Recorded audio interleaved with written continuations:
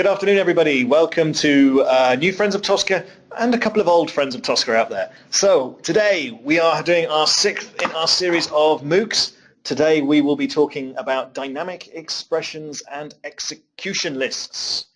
So first of all, we'll do a little bit of housekeeping as always and introduce you to your hosts. Firstly, your moderator for the day will be myself, Tony Leeming, and we are joined with the lovely Sarah Romero, hi.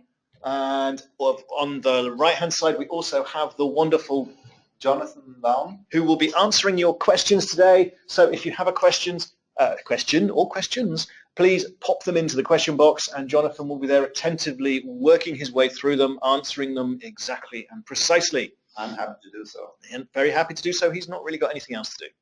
So today we will be talking about dynamic dates.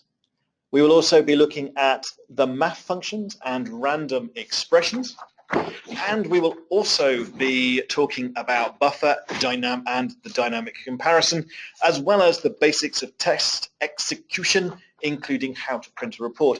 I apologize in advance, I seem to have a problem pronouncing test and execution in the same sentence. So let's have a look at some MOOC etiquette. As you may already be aware, all participants' computers have been muted. Therefore, if you wish to ask a question, please do so in the question box within your GoToWebinar control panel. We will answer questions both as we go along. Jonathan will be typing questions into you directly. We will also then try to use your questions if we have time in the Q&A section at the end of the session. If you could please keep your questions on topic, as we are limited on time, and we will only be able to answer questions that are in fact relevant to the topic. And we will apologize in advance. Depending on how many questions we get, it may mean that we can't answer all of your questions. Jonathan will be working hard to hopefully do also, but it might not be possible. We are recording this MOOC, and it will be available to view on our website, as are the previous 5. At the end of the MOOC, we will show you exactly where and give you a guide to navigating the wonderful Tricentis website, so you will be able to find them. So, without further ado, let's talk about dynamic values. And we'll start on with just generally talking about expressions within Tosca. The way we're going to do this is I'm going to do some talking, so talk about some theory, and then Sarah's going to jump in straight away afterwards and show you the practicalities within Tosca. So you will both see it in theory and in practice. So dynamic values are values that are not generated until the test is executed. These might include item-dependent values. For example, in our web shop, and when you do the AS1 course, you use a web shop. So using our web shop as an example, they might include item-dependent values. So for example, a transaction number, a customer number, some time-dependent values, expiry dates, today's date, a delivery date. We could set all these to be dynamic, so they change when you run the test case to a date or a number or something that's suitable for the time you're running the test case itself. So if you're doing something along the lines of a regression testing, it means that you don't have to worry about going into your test case and changing each value so it's relevant for the time that you're actually running it. How do you do expressions? Well, all expressions in Tosca follow the same basic syntax. That would be curly bracket, then the command, square bracket, parameter 1, close the square bracket. Then you would open a new square bracket for a second parameter and close it, and then adding all the parameters that you require, and then closing it with another curly bracket. As you will go along, you'll see this syntax repeated over and over, and you'll see that the basic principle is the same for all of our dynamic values. So let's start with the actual specific expressions and talk about the first that we're going to talk about today, which is random expressions. Random expressions are used to generate random numbers or strings or characters in places where value inputs do not have to be exact. So you just, doesn't matter what you put in there. It doesn't matter if this name is a real name. You can just put some random characters in. You don't have to worry about making up the data yourself. The way you would structure this would be open curly bracket RND, all capitalized, open the square bracket, put the number of digits that you wish to have within your random number, close the square bracket, close the curly bracket. So this would make a random number. So if you wished for a 3-digit number, you would put the number 3 within the square bracket. We also have other random expressions. So the next one that you would do would be, it's still a random number, but if you wanted a random number within a specific number range, you would put RND, open curly brackets, RND capitalized, open the square bracket, then you would put the number which was the lower limit, close the square bracket, open, upper limit, close, close curly bracket. So to give an example, which you will see in reality soon, if you wanted the number between 100 and 999, it would be RND square bracket 100, close square bracket, open square bracket, 999, close square bracket, close curly bracket. But there's more. We can do random text. So random text allows you to specify a certain length of random text. So in this case, what you would do is you would open a curly bracket, enter the random text, again all capitals, square bracket, and then put the number of characters that you want it to be, your random text to be. So 10 characters long, you enter the number 10. You close the square bracket, close the curly bracket. Bear in mind with this one, it includes letters and numbers, but not special characters. So you call random text, which again you will see will have numbers within it. And there's still more. Random decimal will create you a decimal, a number with a decimal inside it. The random decimal is the code for it. So you open curly bracket, random decimal, open square bracket, then you'd enter the first square bracket would be the digits before the decimal. And then the second would be the digits after the decimal point. So digits before would be 2, and digits after would be 2 as well. So that would be give a number of 14.14, for example. Okay, so let's now move to what this would actually look like within Tosca. So let's see some real life and proper examples. Okay, so I'm just going to be showing some basic examples of what Tony was talking about. If you look here in Tosca, I have already a test case set up. This is similar to the one that Melissa showed you guys last week or 2 weeks ago in the session about test steps. And here you can see we have still some empty test attributes that we want to fill in, or some controls that we want to steer. In our sample application, so the web shop that if you've been following us for the last few weeks, you should be familiar with, the name of a credit card holder can be randomized, as well as the expiration date and the card code. So here we have to enter payment information in our test case for a Visa card, and the card number has to be exact, but I can randomize some of the information. So I'll just go ahead and show you some of the expressions that Tony showed you. The card code, for example, can be a randomized 3-digit number. It doesn't matter what code we use. So in this case, I can actually use the random expression, open curly brackets RND, and you can see that as soon as I start to type, so I can show you if I just type the R, for all of the expressions in Tosca, it automatically starts to show me the different possibilities that I have as I start to type. So in case you forget the exact syntax or spelling of an expression, Tosca can sort of help you out there. So in this case, I'll simply say I want to have a random 3-digit number. So I open square brackets, put a 3, and close everything. Just one second.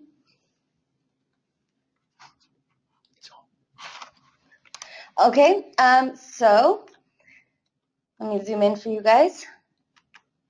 No, okay, it doesn't matter then.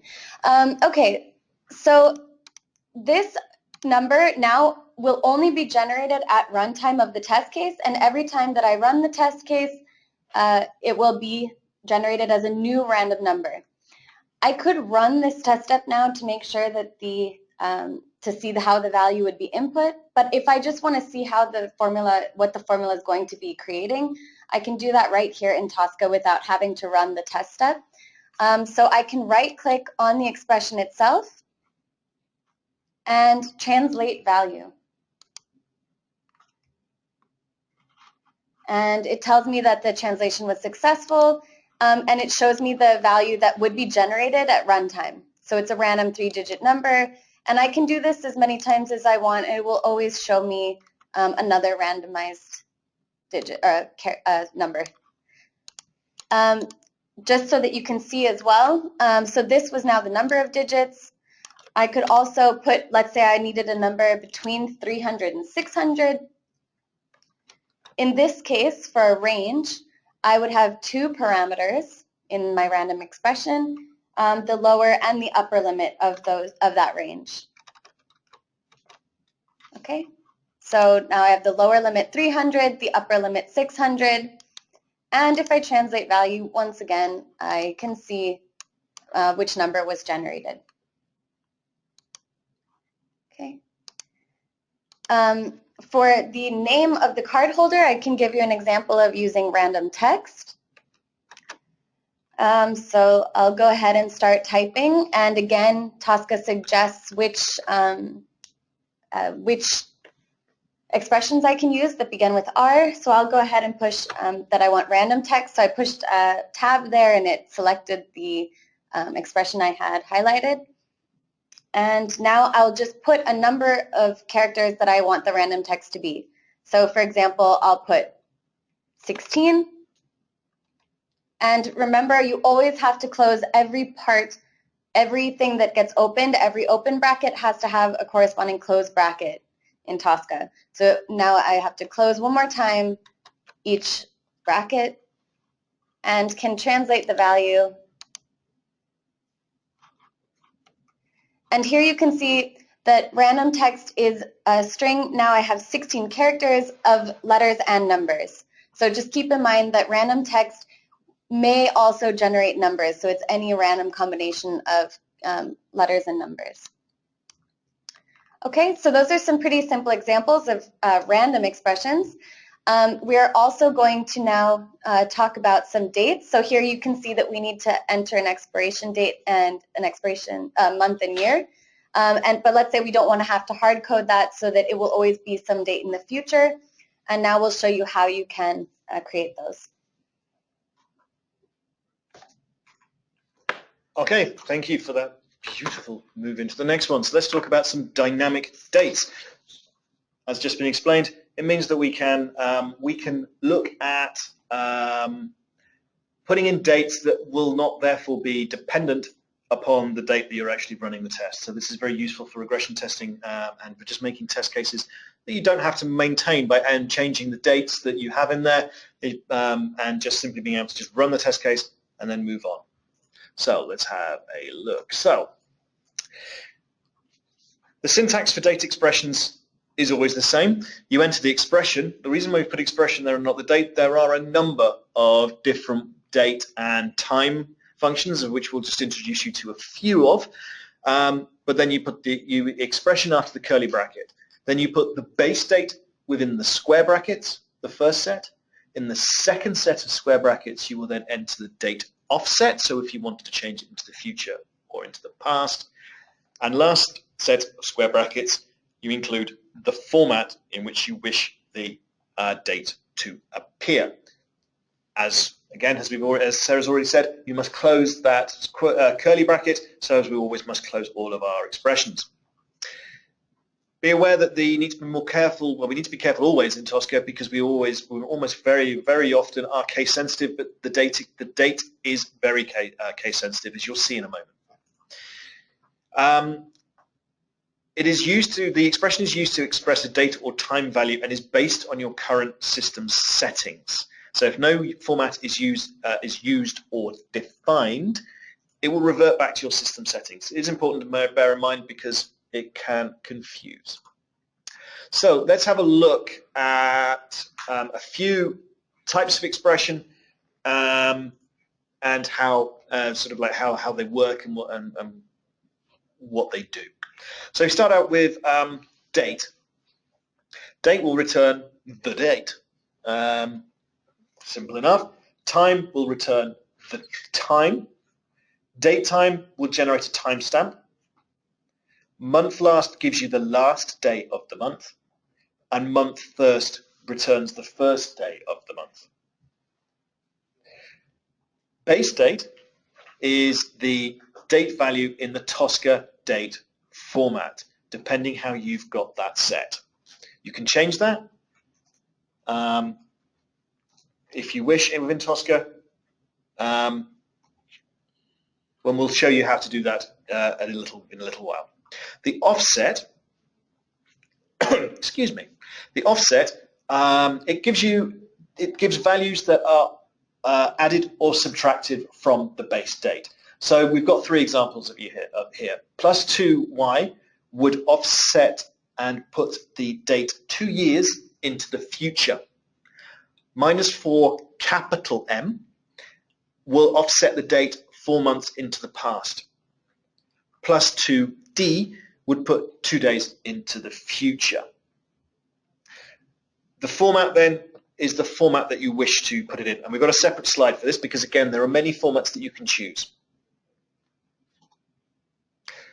Let's first, though, look at the day. If you were to, in the last set of square brackets, enter percentage D, this is going to express the day as a 1-digit value where possible. So, for example, if it's the 18th, it can't express it in a one digit. DD expresses the same date in a 2-digit, so 08, 18, etc. 3 Ds will show the day of the week in a shortened format, Mun, Chu, Wed, etc. 3 Ds will show the date. 4 Ds will show the date but in the full name of the day of the week, in this case, Tuesday. When it comes to month, it's very similar. You might gather a theme here. Percentage M is the month in a single-digit format where possible. Capital M, the month in a 2-digit format. Capital M 3 times, so MMM, will give the month, but shortened to a 3-digit, to a 3-character form, so Jan, Feb, Ma, etc.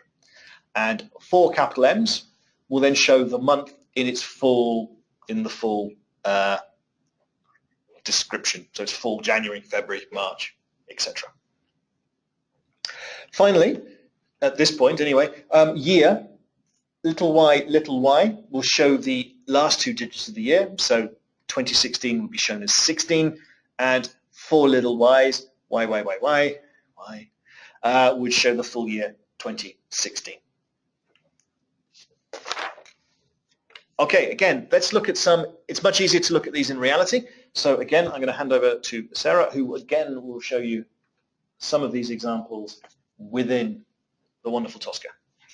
Okay, so again, I'm going to show you just a couple different variations of these formulas because I do think it's easier just to see it. And now that you know that you can do translate value, it always helps because you can mess around with the date function when you're trying to see how it's going to be input in your test case when it runs, and then you can see exactly what you have to modify.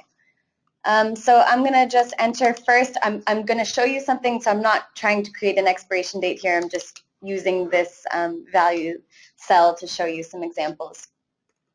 So Tony showed you the simple date function, so I'll go ahead and show you this, and he said that there were 3 parameters to enter. So there were the parameters of the base date, the offset, and the format.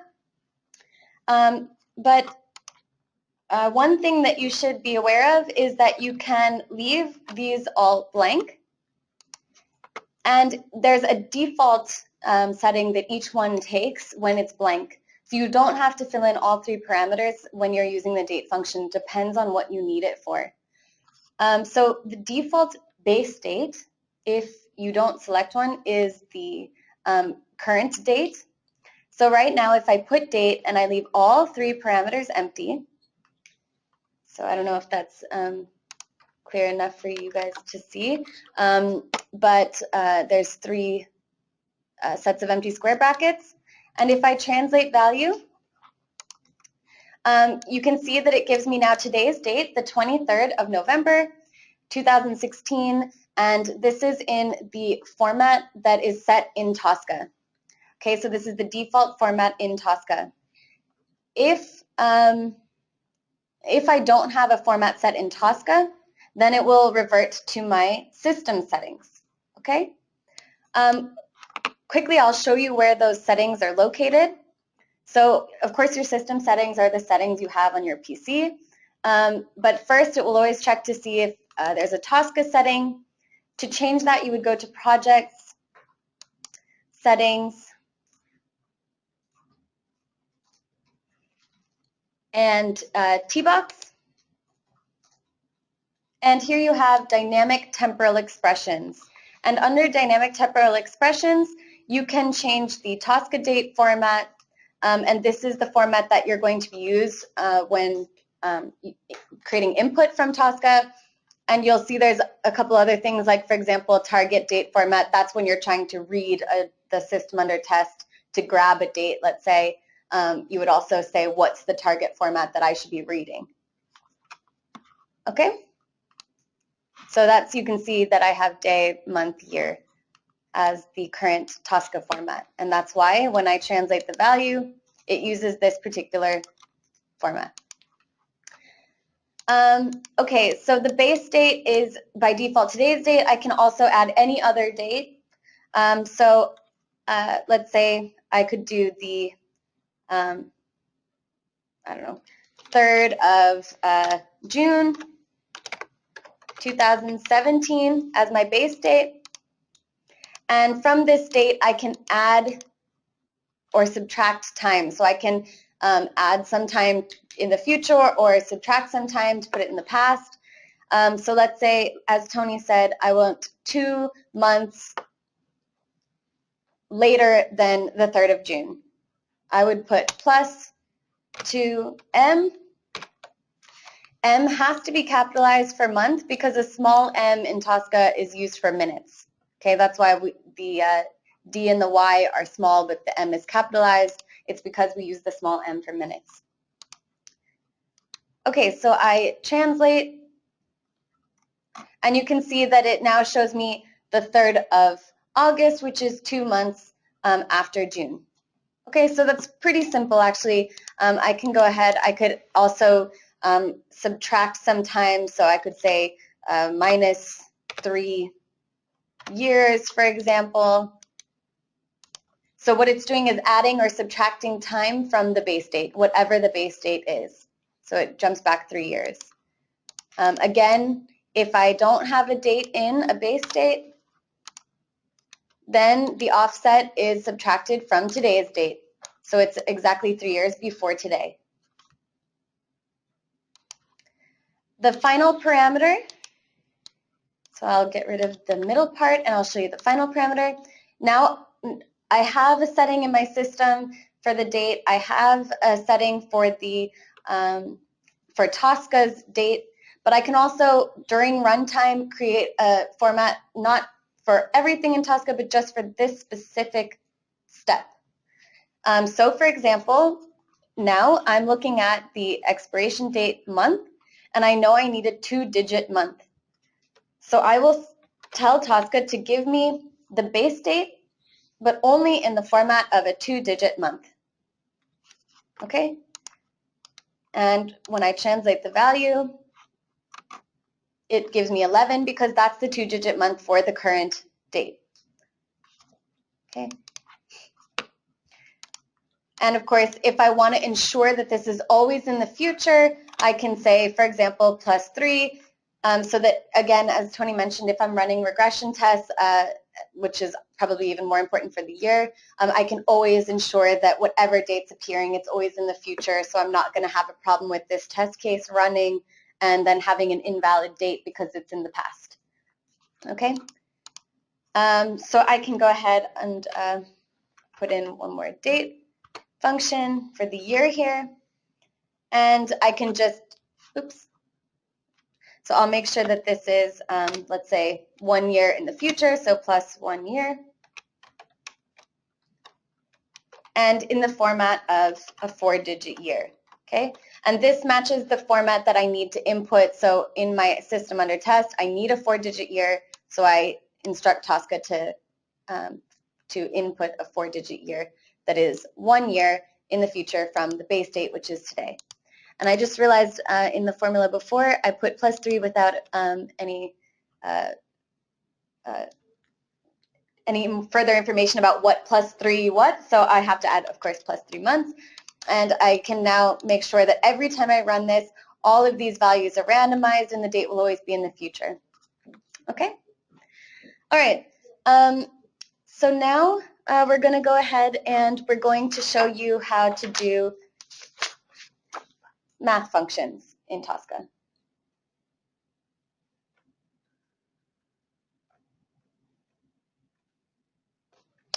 Okay, so just a couple of questions that I'm just going to quickly remember.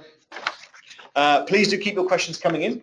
We need to keep Jonathan busy. And there's been a couple of questions which we can answer instantly. We are running Tosca 10. I should have said that right at the very beginning, but we are using the brand spanking new, wonderful Tosca 10.0. Okay, so let's talk a little bit about math very briefly before we then show you the main way and the main information within Tosca again. Tosca does math, which is excellent news, and it does this by using the math expression. It follows the same rules as the basic and all the other expressions that we've already shown you. You open the curly bracket, and then you will, with capital letters, type the word math, and then you will have your square brackets. Within the square brackets, you would then need to enter the first value, number 1. Then you would need to enter your operator.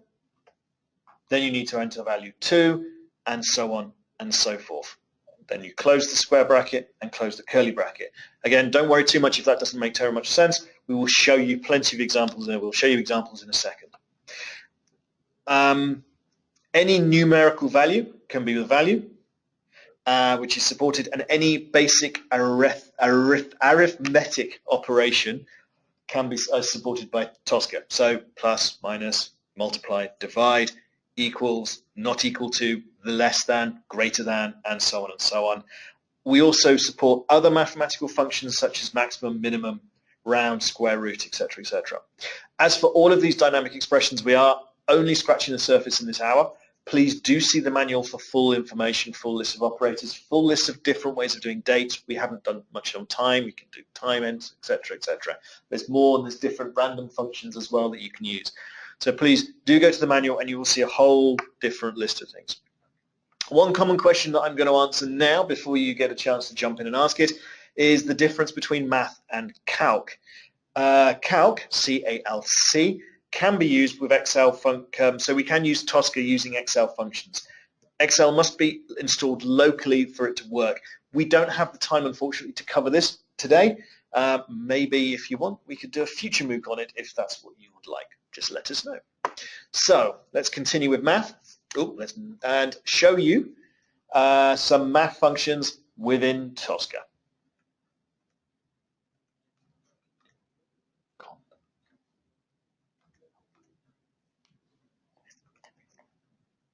Hang on one second. Okay, so this is just going to be a pretty basic example for you guys.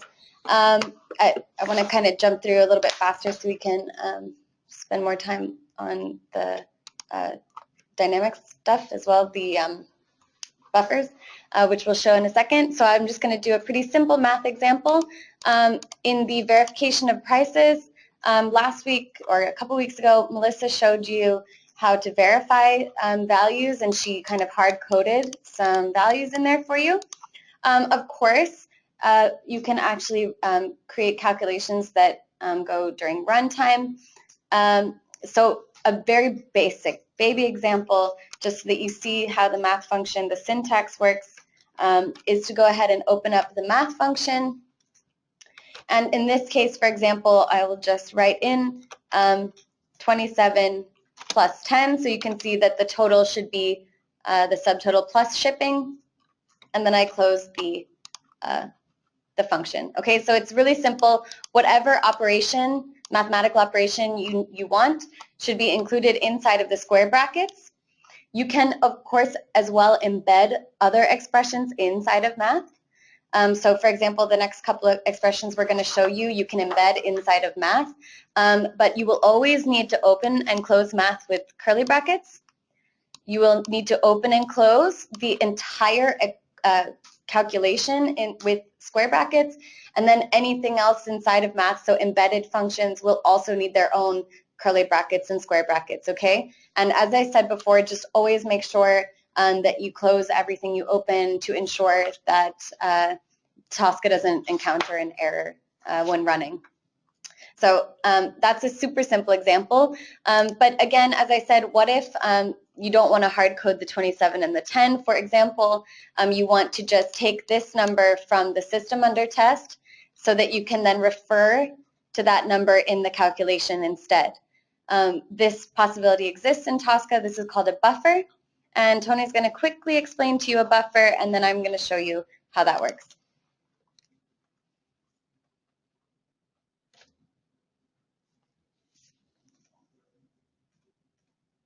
Okay, so buffers.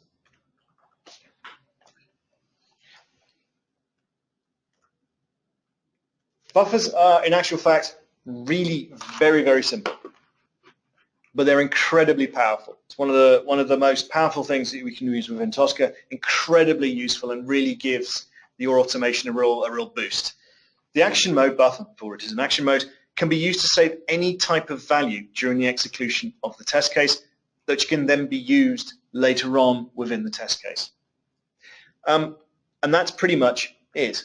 It is an action mode. It's, if you're using Tosca, will be a yellow color. So when you change the action mode, it will be yellow. And as I said, it saves any variable to a local buffer, so a variable storage memory. So again, let's show you some examples of how useful this is and how powerful it can be within your test cases. Okay, so let's see. Let me do an example I can run really quickly for you. So I have in my folders already kind of created some places where I can show you some buffers.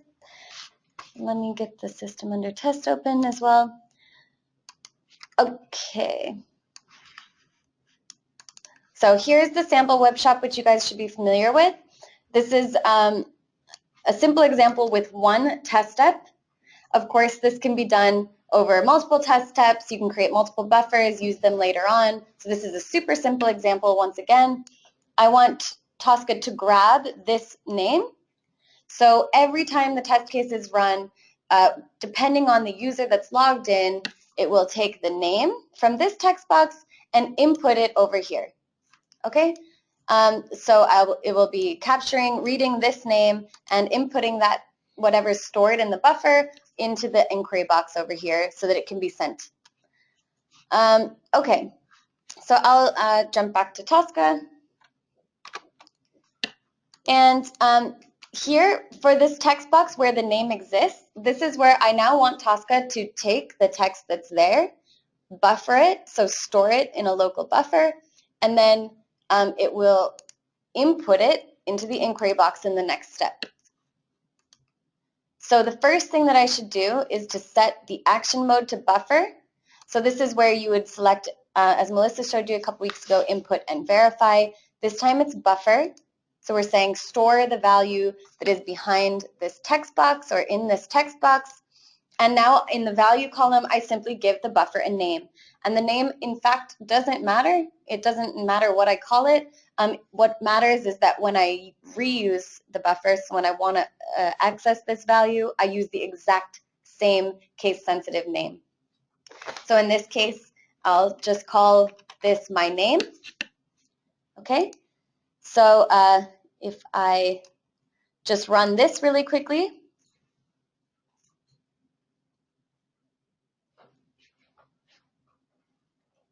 okay, you can see that when I run that in the Scratchbook, it shows me that a buffer with my name was created and the value is Joe Smith. So that was the name of the user that was currently logged into the web shop. And I can also see the buffer and all buffers that I've created in the settings when I go to engine, and here I have a list of every buffer. So here you have my name, and there's the current value of the buffer. Okay, to use a buffer value, so now to input the value, I simply, again, same syntax as all other expressions, open curly brackets, and you can see here the fourth option is B. So B means use a buffer, and the parameter, the square brackets, are just simply the name of the buffer. And when I start to type a buffer, it gives me any buffers that have already been created. So because I ran this test step, the buffer already existed. If I hadn't run it yet, it wouldn't show up. I would just have to type the name. Okay?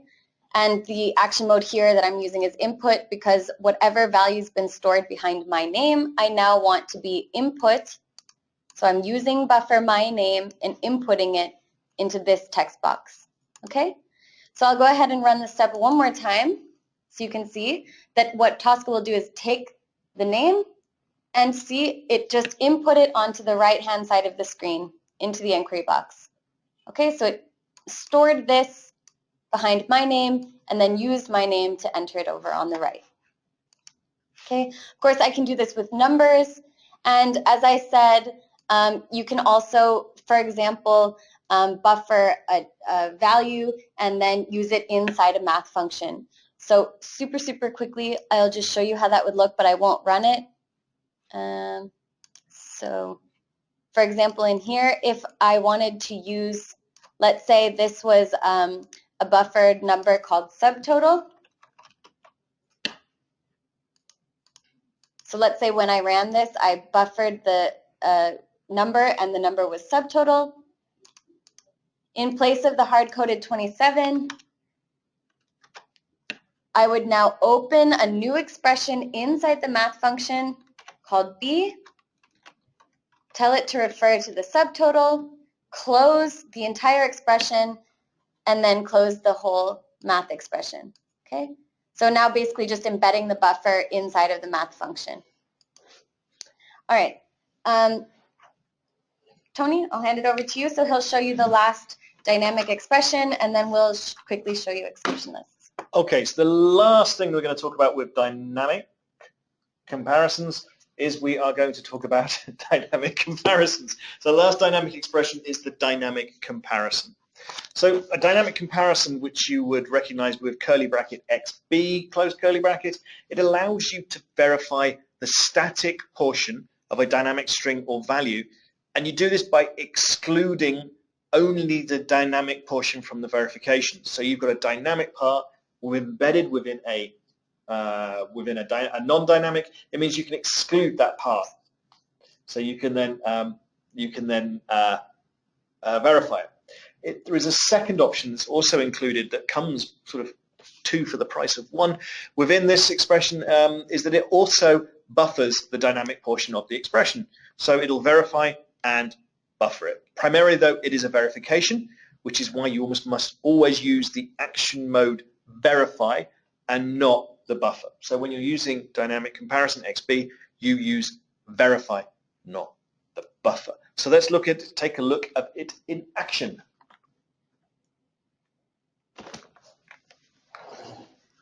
Okay, so for this I need to just open up another page in the web shop. Let's see. What we can do is when you place an order in the web shop, at the end there's a message alerting you that you've successfully purchased something. And then it creates an order number, and the order number is dynamic, but the text around the order number stays static. So we can verify that the text appears, telling you that you have an order, while simultaneously buffering the number itself for use later on in the test case. So, for example, here you have the string order number with a colon, and it's immediately followed by an order number. The number is dynamic and changes, but I want to verify that this still appears. I want to verify that the order number with the colon text appears. And regardless of what this is doing, if I were to, because we know that in Tosca it's an exact match when you do a verification, I could either put a wildcard, or I can exclude this specific portion, and also I have the ability to buffer it if I want. So in Tosca,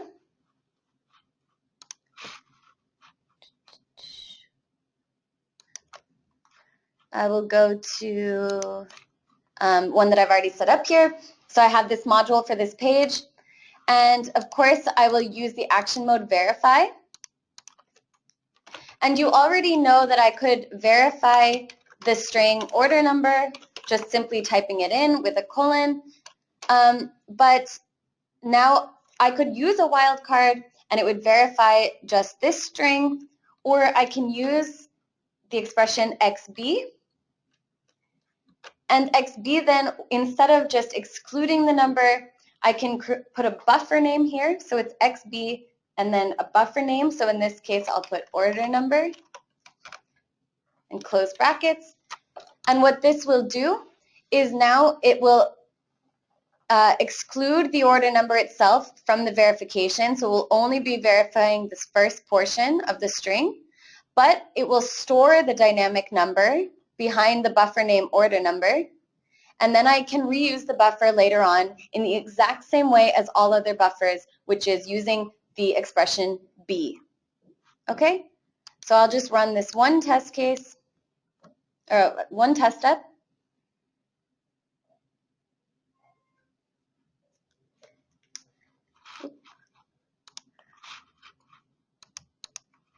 Okay, and I get the error, generic GUI has no default property to read from. At first glance, it looks like I did everything correctly. I created the buffer. I verified the string, the static string. But one thing that is really, really important that you have to be aware of is that if you're not verifying string in a business control, which has default properties, but something like a container or any control that Tosca doesn't have default properties to read from, then you will get an error. So in order to correct this, what I'm doing is actually verifying the inner text of this control. And I have to tell Tosca that. So I will go to, on my test step value, this little drop-down box, the blue one, and I keep the exact syntax the same for the verification and the XB here. But on the left-hand side for the property, I have to tell Tosca which property to use because there are no default properties for this type of control. So I will say verify that the inner text equals order number. Okay? And then it should be fine because Tosca will then know exactly which property to be reading. Otherwise, it just says, okay, I have a container, but what am I supposed to be doing with it? And as soon as I run that, it read the inner text of this container, this control, and it verified that order number, that the text exists, and it also stored the value 60696 behind a buffer.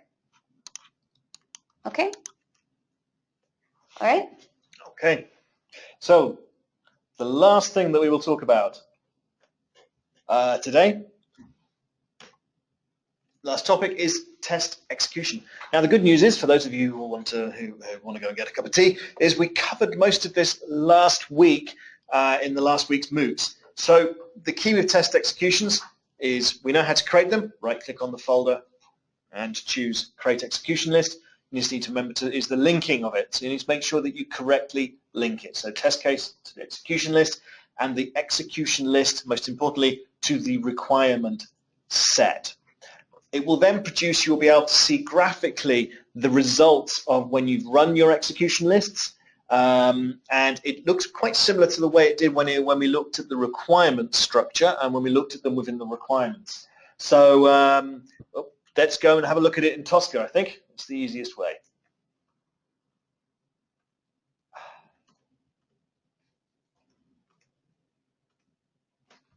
Okay, so I'm going to jump into the execution section then.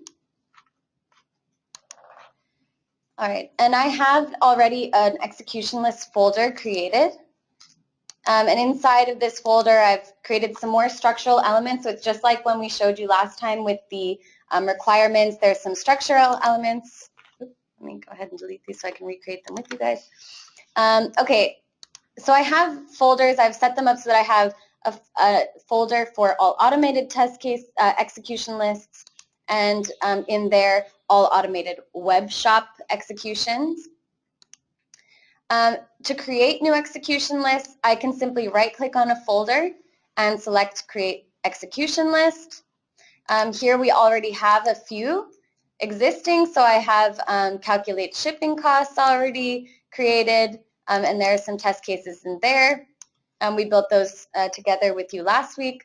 And we also have a discount codes execution list, and there are a set of test cases that should be run inside that execution list. In an execution list, there are a few things that you can see that are really important. First of all, let me focus on my execution list. So I'm looking at my discount codes list. I have 4 execution lists that have been run. On the left-hand side, I have the result of the most recent execution. The red one means that it failed. The green arrow means that it passed. I can also see in the log info here the overall results. So it tells me nothing about the order. It just shows me the number passed, number failed. If I expand each execution list, I can now see all previous runs. So if this is a regression test and these lists are run over and over and over, I'll have the log of every single test that's been run, and I can see the results on the left-hand side. I can see the date when it was run. I can see the start time, the duration of the test itself, the whole test case, and I can also expand to find step-by-step results, just like in the Scratchbook, which you're probably familiar with, which showed me, for example, this test case, when I ran it, failed. I can go through and I can find which step failed, and then I can focus in on that step to see where the failure was. In this case, it was a verification failure. And I can also see, okay, I had expected the verification to give me a value of 10, and the system actually returned a value of 0. So I'd have to then go and do a little bit more research into where that verification failed, why it failed. I can see the duration that each step itself individually took. And what you'll see here as well is that when my execution list failed, or when my test case failed, immediately a cleanup scenario kicked in. So in the execution list section, if you have recovery scenarios that were created and added to your test case in the test case section, they will kick in the execution section. So this is very important. If you create recovery scenarios, they will not kick in the Scratchbook section when you're running them in the Scratchbook, so you can't tell whether or not the recovery scenarios will kick in at the right time. You have to test that in the execution section, and you have recovery scenarios and cleanup scenarios. Recovery scenarios try at different levels to to fix the test case, to get it back to a certain state, and then to save the test case to see if it was some predictable failure that you can fix and then keep running that test case. And in the event that it's not able to save the test case, to recover the test case, then it will just move on to the next one. So unlike the Scratchbook, the execution list section will keep running upon failure. It will just skip to the next test case. Any recovery scenarios that are set will kick in to try to save the test case. And if you want, you can set up a cleanup scenario. And a cleanup scenario will kick in when a test case is failed. It's about to go to the next test case, and you just want to make sure that you're in a certain state before beginning the next test case. So in our web shop, for example, you might want to make sure that you are completely logged out of the application and that the application is closed. Okay, so that could be a scenario where for recovery, you first try to make sure that you're logged in because maybe it failed because you weren't logged in. If the test case still fails, then the cleanup scenario resets the state of your test case and moves on with the next one, okay? To make sure that you don't have multiple failures just because of something that goes wrong in the first test case. Okay. We also, test cases now, because they're linked to the requirement set, they don't have to be set up for individual requirements. You can have execution lists with multiple test cases that cover different requirements. But let's say, because in a multi-user environment, I may want to have multiple people. Let's say there's 100 execution entries, so 100 test cases in this execution list for discount codes. I might not want to have one computer or one person running all of those test cases at the same time.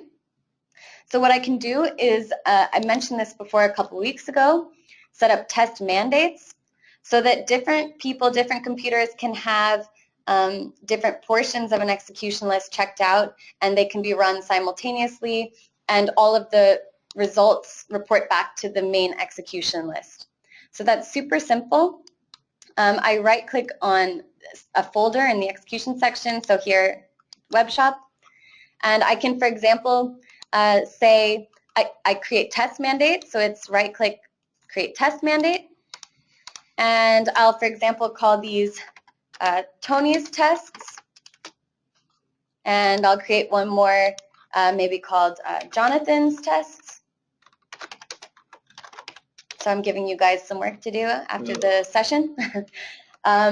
Okay, and what I would do is just drag in some of my test cases from the execution section.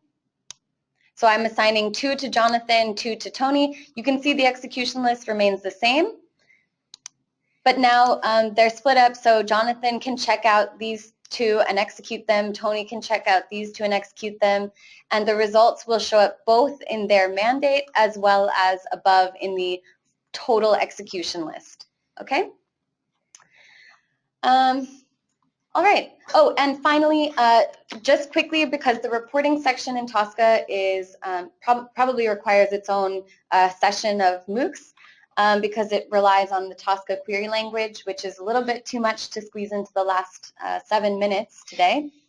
If you do want to just print a simple report of the execution section, so for example, let's say I want to print a report on this execution list and the state of this test case, for example, you can just simply click on the print symbol on the top right of the execution section. So I don't know if, I'll make sure it's easy for you guys to see here. Okay, so there's a little printer symbol on the right, and you can print it to a PDF. Okay, so I'll just put it on my desktop somewhere. All right, and now exactly how I had it set up in the execution section, it will print it, and it will give me now all the information that I saw in the execution section concerning each step, the information, what went wrong in the verification, the start time, the duration. Okay, so all you have to do is set up your execution list, how you want it to be shown on the report that you print. You'll get the name of the workspace up here, and then print to PDF, and you have the report there. All right, so I think I already know there was one question. I think we can jump to questions now. Is that right? Yeah, yeah. Or do you want to do a recap first? Well, we could do a quick recap. Just okay. go. What I'll do is I'll just quickly show you, just so you to get them set in everybody's minds of a couple of the flows of how to do things. So, how to set a buffer. Step 1: enter the property, e.g. in a text, and a buffer name as the value of the test step attribute, and then simply set the action mode to buffer. How to use a set buffer. So enter curly bracket capital B and then square bracket and enter the name of the saved attribute, and then of course you will do the square bracket and curly bracket, and that would be again in the value of the test step attribute. Set the action mode to input or verify, whatever you need to do. Remember that you can view your stored values in the menu item Project Settings Engine Buffer of Tosca. The next one we just gently is how to use the dynamic comparison feature. Select a test step value and enter the string that you want to verify. Replace the dynamic portion of the string using curly bracket, capital X, capital B, square bracket, and enter the name of the buffer that you are naming it yourself. Remember to close square bracket and curly bracket, and then set the action mode to verify. Really important here, it's easy to forget and to set it to buffer. It's a verification primarily with a buffer. So please, to verify. Okay, so some questions. We haven't got a huge amount of time left, so we're just going to quickly cover 2 that have been asked. One question was, can the random text output be formatted to produce characters without numbers? The answer to that is yes, and again, short answer to that is yes. What you need to do is go to the, it's a random regex is the actual expression that you would use, but this is where the manual comes into its own. As we said, we're only scratching the surface of what you can do with the dynamics within Tosca. Tosca has an incredible feature list of things that it can do and show you. And the way that place that you're going to find all of these is within the Tosca manual. So we're not dodging the question. Yes, it is possible, but for a full detail and an example of how you would do it, see the manual and it will show you exactly how to do it. There is so many different ways of doing so many different things with dynamic expressions that you can look for in there. So yeah, so for that one you'd want to, in the manual, look up regular expressions because you can do regex in Tosca. The other question, which we're not really going to answer, is one of the questions you've asked is, can we send emails once execution list is done?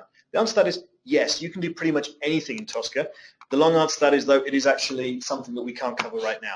But again, I believe if you go to the support area, you'll be able to find and look there's a sort of forums and areas like that. There will be the answer of actually how to set that up and how to do it. So what we quickly want to do now is we are running out of time. And what we need to do is show you, I want to show you where the Tricentis website, where you can find all of our information that you could possibly require and about the webinar. So if you wish to view the previously completed webinars, you would go to our main website, which is, of course, is Tricentis, www.tricentis.com. You would then go to the Academy and click on About Academy.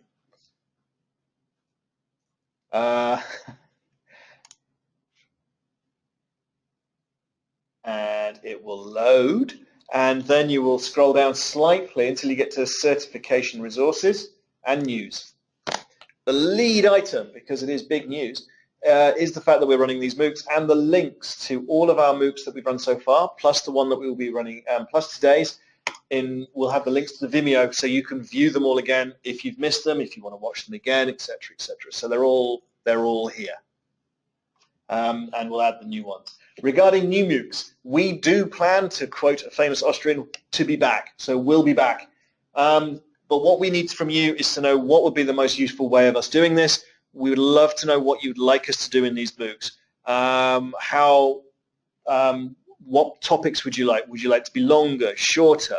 Would you like to see items from training, or would you like to see completely new? Tell us what you want, what you really, really want, to quote the Spice Girls this time, and we will do what we can for you. So please, the more feedback we get, the more reactive and the more that we can meet your needs. And finally, very finally, just remember, if you need more help, contact support at support.tricentis.com, or just look at the support site. There's massive amounts of resources on the support site. Contact us at training. We always love to hear from you at academy@tricentis.com, and we will come back to you as soon as we possibly can. Look at the knowledge base and look at the online manual. And remember, we're on Facebook, LinkedIn, Twitter. We want friends, likes, shares, tweets, etc., whatever most of those things mean. So please feel free to get in touch. So once more, thank you very much from myself, from Sarah, and from Silent Jonathan. Thank you very much. Thank you. And we will be in touch soon with the next MOOCs in the series. So thank you very much. Thank you for joining us, and goodbye.